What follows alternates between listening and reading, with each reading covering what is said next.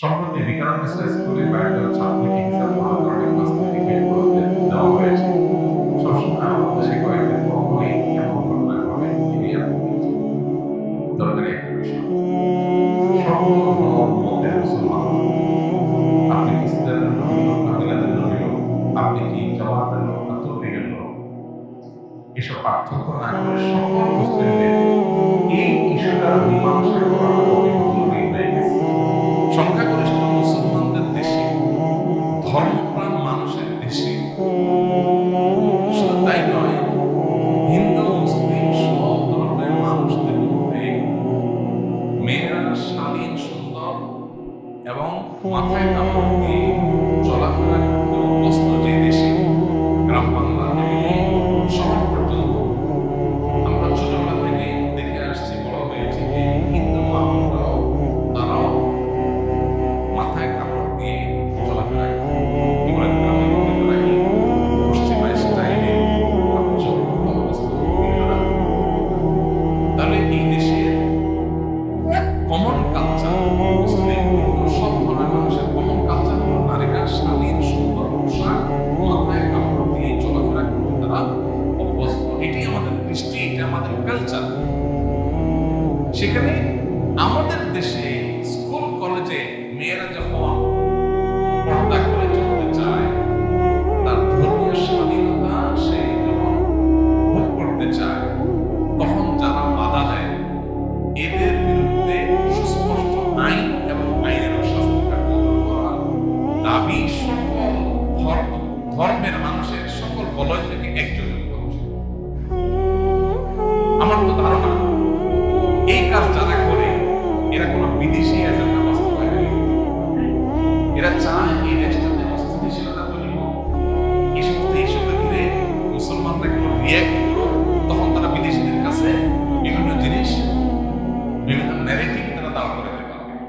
এই জন্য আমি উদাত্ত আহ্বান জানাতে চাই সকল মতপথের আমার মুসলিম ভাইয়ের, যারা আমরা এক কেবলা বিশ্বাস, আমাদের রাসূল এক, আল্লাহ এক, কোরআন এক, অন্য বিষয়ের মত পার্থক্য থাকলেও আল্লাহর ওয়াস্তে আমাদের মেয়েদেরকে সেভ করার জন্য, আমাদের বোনদের পর্দা করার অধিকার আদায়ের জন্য আমাদেরকে আবার মনে হয় সারা দেশে রাস্তা নামতে হবে।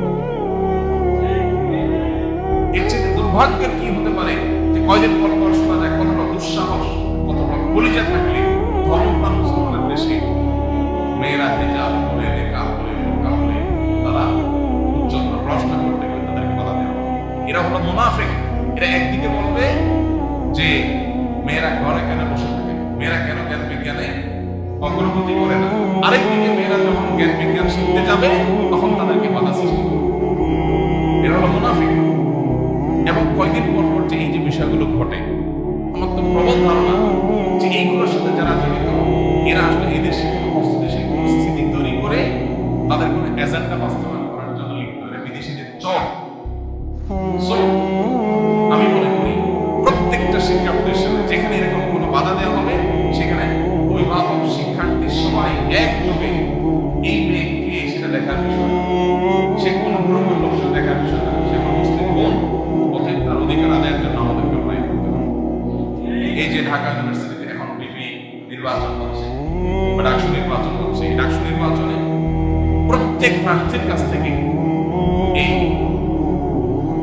কথা আদায় করা উচিত, এই ঘোষণা আদায় করতে উচিত যে ধর্ম পালন করতে গিয়ে সেটা মুসলমানদের না, মুসলমান, হিন্দু, খ্রিস্টান কোনো ব্যক্তি এই শিক্ষা প্রতিষ্ঠানে তার ধর্মের নির্দেশ পালন করতে গিয়ে কোনো মেয়ে হিজাব করার কারণে নাচে আনতে পারবে না। এই পরিবেশটি শিখে করতে হবে। আমাদের দেশে এই জিনিসটার স্থায়ী সমাধান দরকার। একবারে সর্বোচ্চ জায়গা থেকে রীতিমতো প্রশ্ন আসা দরকার যে শিক্ষা প্রতিষ্ঠানের ড্রেস কোডের নামে আপনি কোনো মেয়েকে পর্দা, বোরকা পড়তে বাধা দিতে পারবেন না। ভারতের মতো দেশে তাদের সেনাবাহিনীর ড্রেস কোডের যদি কড়া ড্রেস কোড তাদের স্কুল কলেজে আছে, সেনাবাহিনীর ড্রেস কোড যতটা কঠিনভাবে মানতে হয়, স্কুল কলেজে কিরকম মানতে হয়, সেখানে সেনাবাহিনীর ড্রেস কোড এত কড়া থাকা সত্ত্বেও তাদের দেশে সেনাবাহিনীর ড্রেস কোড এর মধ্যে থেকেও সেখানে শিখরা তাদের পাগড়ি পড়তে পারে না। আমেরিকার মতো দেশে পারে, তাহলে আমাদের দেশে শিক্ষা প্রতিষ্ঠানে কোনো মেয়ে তাকে তো বাধ্য করছে না কেউ, স্বেচ্ছায় সে যদি বোরকা পরে, সে যদি হাত মোজা পা মোজা পরে, সে যদি আপনার হিজাব নিকাব করে, তাহলে তাকে বাধা দেওয়ার অধিকার আপনাকে কে দিয়েছে? হ্যাঁ, আপনি বলবেন আইডেন্টিটি দিয়ে সমস্যা, আইডেন্টিটি এটা ইয়ে করার জন্য, চেক করার জন্য দরকার হলে যেখানে মহিলা আছে মহিলাদের মহিলা আইডেন্টিটি চেক করবেন, সমস্যা কোথায়? আপনি মেশিন বসাবেন যেখানে ফিঙ্গারপ্রিন্ট দিয়ে আইডেন্টিটি চেক করবেন, কত উপায় আছে। অতএব আমি রাষ্ট্রের সর্বোচ্চ পর্যায়ের কর্তব্যদের কাছে অনুরোধ করব, দেশকে স্থিতিশীল রাখবার প্রয়োজনে ধর্মপ্রাণ মানুষের মনে যেন আঘাত, তারা যেন সংক্ষুব্ধ না হয় সেই প্রয়োজনে, এবং কেউ যদি গোলাপানিতে মাস শেখার করার সুযোগ না পায় সেই প্রয়োজনে এই ইস্যুটার একটা স্থায়ী সমাধান দরকার।